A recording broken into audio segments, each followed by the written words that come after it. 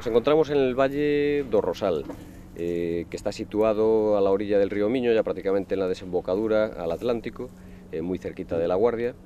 Y estamos en una zona que, como podéis ver, la orografía es suave, hay pequeñas colinas, no demasiado altas, una zona donde estamos protegidos de los vientos del norte, precisamente por dos sierras, la Sierra de Argalo y Burgueira, y tenemos la influencia del mar, porque estamos muy cerquita, en línea recta aproximadamente a 10 kilómetros, y a la vez la influencia del río, con lo cual crea un microclima excepcional para que se desarrolle el albariño, el loureiro y el caíño, que son las variedades con las que trabajamos. Nuestro vino principal, el de mayor producción, es el Terras Gauda, que no es un monovarietal de albariño. Y por eso digo que no es habitual, porque trabajamos también con loureiro y caíño blanco.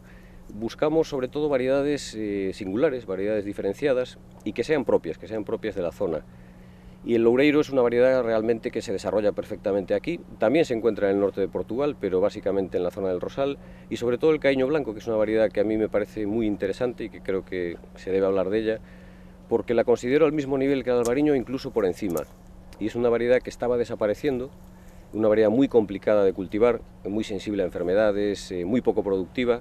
El viticultor la estaba cortando y sustituyendo por otras variedades, y de la verdad que tenemos el orgullo de poder decir que la recuperamos siendo una variedad, ya digo, que sí es propia exclusivamente de aquí del Valle del Rosal.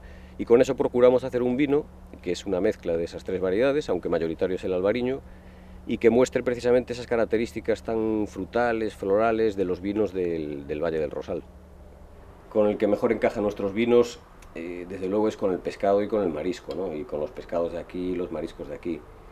Pero yo de verdad que no descartaría maridajes con carnes blancas, con arroces. Hombre, desde luego no vas a probar este vino con... Puedes hacerlo, pero no es conveniente con una carne roja. Pero yo creo que además del pescado y marisco, ya te digo, carnes suaves, arroces, incluso, hombre, algún tipo de... incluso con foie, que yo no es la primera vez que lo pruebo este vino con foie. Y la verdad que no hay una contradicción a nivel gustativo. Los mercados, pues además del mercado nacional, lógicamente, que es bastante fuerte, estamos haciendo un esfuerzo muy grande en el mercado internacional.